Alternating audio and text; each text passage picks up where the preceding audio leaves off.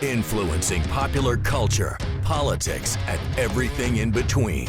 The local station takes you ringside as we discuss the crazy world that is professional wrestling. This is Going Ringside with The Local Station. Well, we're overjoyed to be joined today by AEW owner and a bit of a football guy, which we're going to talk a lot about today, Tony Khan. Tony, thank you for joining us on the show today. Great to see you, Scott. Thanks for having me on. Well, I got to say, I'm sitting scrolling through X or Twitter yesterday, and then all of a sudden, mid-afternoon, AEW pushes out this thing. Check out this NFL Films production on Tony Khan tonight. Tell me all about this. You are the talk of the internet right now. Well, NFL Films followed us around throughout the NFL draft and AEW at Daly's Place in Jacksonville, and they put it on last night. Got a great reception, great reaction, really positive piece about the Jaguars draft behind the scenes, and also AEW came to Daly's Place. A lot of exciting things in and out of the pro wrestling ring and around the football facilities at the MEC, Miller Electric Center. Really awesome time there, and it was a great NFL Films piece. Very excited for Monday Night Football coming up in Buffalo, and then I will be going to Arthur Ashe Stadium for Wednesday Night Dynamite, the biggest episode of AEW all year. Grand Slam AEW Dynamite Wednesday night at Arthur Ashe Stadium in New York. You're like the busiest sports executive in America. Tell me about how this started. Did at the draft, they wanted to do this NFL Films on you, or did that come later? NFL Films was there following us throughout the draft. It was great, and they brought a great crew, and they were big fans of AEW and followed the Jaguars, and great to have NFL Films, the top people in the sports production, sports documentary space, NFL Films. Well, there are two stars of this documentary. There was you, and there was the neck brace. The neck brace has become iconic, it seems like. Tell me all about, was it the night before when you were pile driven? Yes, it was the night before the draft. I got pile driven. It was really crazy. I appreciate you asking about it. It was the night before the draft, and it was scary. It was the most dangerous move in pro wrestling, but I'm back now, and it was great to have NFL Films following me throughout after I got pile drive into the NFL draft in a neck brace, and then it ended up in something really nice. We were able to donate the neck brace to charity, and I gave $100,000 to St. Jude on behalf of AEW and the Jaguars, and it was really cool. Rich Eisen has been so great to AEW, and I appreciate you having me on and asking about it, because it was really nice to be able to give $100,000 to St. Jude and do something nice for that great cause, and also have the neck brace go someplace nice and that would be appreciated. So it lives at the Rich Eisen show on a bust of Rich Eisen, who covers the NFL draft, and he was so kind to bring AEW up in the NFL draft coverage, and then he had me on the Rich Eisen show when I was in Los Angeles. So the neck brace has come from Jacksonville, and now it resides on the set of Rich Eisen's show in LA. One guy who I don't think do I remember ever seeing on AEW programming during this whole thing was your dad. Your dad shows up very concerned when you kind of got laid out there. Yeah, he was very concerned. It was really cool, and it was great of him to come out and check on me, and not the circumstances I would have wanted for him to make his AEW debut, but it got a lot of people talking, and it made for a great moment. You saw then him behind the scenes at AEW in the NFL Films piece that came out this past week that was so positive going into Wednesday Night Dynamite. And like I said, now we're going into the biggest Wednesday Night Dynamite of the year. I'll be spending some time in New York. I've got, like I said, Monday Night Football coming up, Buffalo and Jaguars. It's a huge game up here for the Jaguars. I'm very excited about it, and I really believe in the players and the coaches and everybody working together right now. And also very excited about coming up very soon, Wednesday Night Dynamite, the biggest episode of the year on TBS at Arthur Ashe Stadium, Grand Slam. It's going to be a great show. When you announced AEW, I was at that press conference 5 years ago in front of Daly's place there. And one thing I remember, because honestly, I didn't know you at the time. You were kind of new to the really public space. And I'm looking around and I saw your dad in the back corner with all the Jaguar staff with the biggest smile on his face throughout the whole press conference, the announcement that you were starting this wrestling organization. What is Shad thought of adding wrestling to the portfolio, in addition to the Jaguars, in addition to Fulham and other ventures he does? What has he thought of you doing all this wrestling stuff?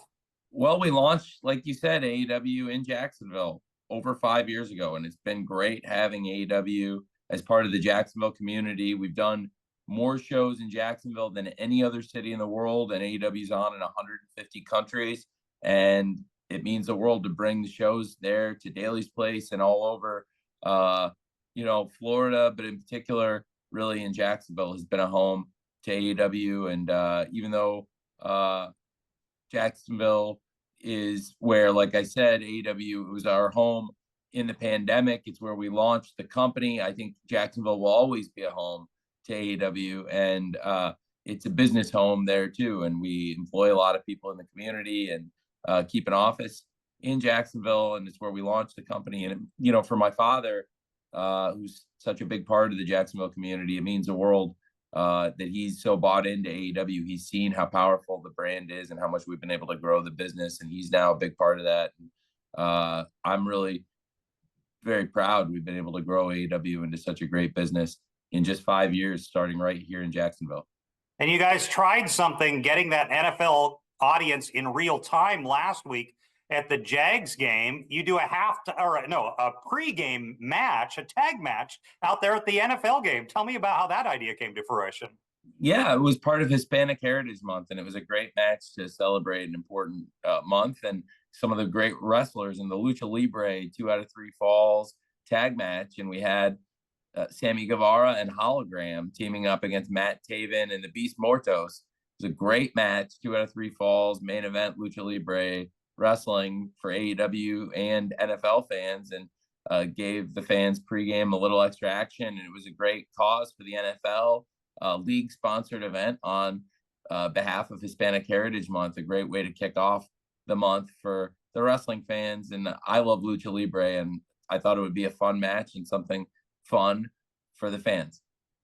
And you feel strongly about Monday night? This is prime time for the Jags. They really need to come back here. It's an important game, but I feel really strongly about this Jaguars team and really positive. We have a great coach in Doug Peterson, and we have a great leader on the field with Trevor Lawrence, and really great things happening on the defense, and a great coaching staff. I really believe this is still going to be a great year, and I believe in this team, the Jaguars, right now in 2024. Now, I want to ask you about AEW. You guys are in the process, and last time I talked to you, it was kind of the beginning stages of a media rights deal. Can you talk to me about where you guys are at right now with respect to that? It's an exciting time for AEW. We're coming into the future, but I can tell you that 100% AEW is moving forward with TBS and TNT. They've been great partners, and you can count on us. We've been delivering great action every Wednesday night on TBS and every weekend. We've been doing Fridays and Saturdays, going strong on TNT, especially since we started these Saturday nights, bringing wrestling back Saturday nights on TNT. There's a great tradition of Saturday night wrestling on the Turner networks with Tony Schiavone calling it. And now Tony Schiavone and Nigel McGuinness have formed quite the team. And we'll see if Nigel McGuinness's mouth has gotten him in trouble this Wednesday on TBS on Dynamite in New York City, where he's called out. Speaking of Dynamite, I want to say our biggest shows we've ever done here at Going Ringside have been Timeless Tony Storm and Swerve Strickland, the most views by far. We've had stars from all over the world. They've been the top 2. But they've kind of passed the torch a little to Bryan Danielson and Mariah May. We've seen a shift at the top of AEW in just the last month. Absolutely. The World Championships change hands at Wembley Stadium in London, the biggest stage in wrestling, at AEW All In. And then we saw another major shift at AEW All Out. Jon Moxley betraying Bryan Danielson, the most long-standing, important relationship we've had in AEW in so many ways. And the world champion Bryan Danielson, we haven't seen him since AEW All Out. I think it's been the best series of pay-per-views in AEW's history in 2024. for me personally, this year, we've had my two greatest moments and memories in wrestling have come this year with Sting's retirement match in Greensboro at Revolution, teaming with Darby Allin to retire undefeated World Tag Team Champions when they beat the Young Bucks in one of the greatest tag team matches ever, for Sting and Darby Allin to retire, Sting undefeated in AEW. And now, speaking of Darby Allin, Jon Moxley, since he came back to AEW after his run in New Japan Pro Wrestling, we've seen a totally different Jon Moxley. He betrayed Bryan Danielson, and since he came back, he said he's wanted Darby Allin. He wanted to talk to Darby Allin. And over the recent weeks, it's led to this huge match coming up at Arthur Ashe Stadium. The future of AEW on the line in so many ways when Darby Allin takes on Jon Moxley. These are two wrestlers that have been in AEW since the very beginning. They've come from very different places in the world, different places in wrestling. They have so much in common, yet they're so different. And I cannot wait for that. I can't wait for this week. And we'll see if Bryan Danielson will be in New York to answer the challenge of the very braggadocious Englishman, Nigel McGuinness. And Nigel McGuinness, the color commentator, the announcer of the year, voted by the wrestling fans. And every Saturday on TNT, you can count on him bringing the very best announcing. And now he's been running his mouth for a long time, sitting there with Tony Schiavone every Saturday about Bryan Danielson. So, Tony, we've been talking about Grand Slam, of course, but that's not the only big date you have in the next few weeks. 5 years of Dynamite. You're about to, I guess, honor, celebrate, and one of the big matches that everyone I see online is calling for, you just announced, Ricochet and Will Ospreay. This is going to be another huge show for you guys. Absolutely. It's one of wrestling's great rivalries. And ever since Ricochet arrived at AEW All In, he's been on a collision course with the AEW International Champion, Will Ospreay, who may be the most phenomenal, talented pro wrestler in the entire world. He's taken AEW by storm, and Will Ospreay, the International Champion, will fight Ricochet to celebrate 5 years of AEW. It's one of the great rivalries and the first time ever in AEW, and it's for the international title. Will Ospreay versus Ricochet next Wednesday on TBS on the 5-year anniversary show for AEW, 8 p.m. on TBS. And Tony, before we go, there's one name I don't want to overlook. She's maybe the best in the world. She's racking up gold at AEW. That would be Mercedes Moné. She is really starting to dominate here, and we knew that would eventually come. She's the face of the Superstation TBS, the TBS champion, the New Japan Strong Women's champion, the double champ, the CEO, Mercedes Moné. I think she's one of the greatest pro wrestlers in the entire world. And she's a huge, huge star, a huge signing for AEW. We saw her picking up big wins time after time. She's just at the top of her profession right now. I'm a huge fan of Mercedes Moné, and she's fantastic for AEW and just such a great star with a huge following, and also a great person and a great pro wrestler. One of the most talented pro wrestlers I've ever seen is Mercedes Moné, in my opinion. Well, AEW owner and one of the top guys over the Jaguars, good luck on Monday. Good luck on Wednesday. Tony Khan, thank you for joining us on the show today. Thank you, Scott. It's great to see you, man. This has been Going Ringside with The Local Station, brought to you every Wednesday on your favorite podcast player, on News4Jax Plus, as well as the News4Jax YouTube channel.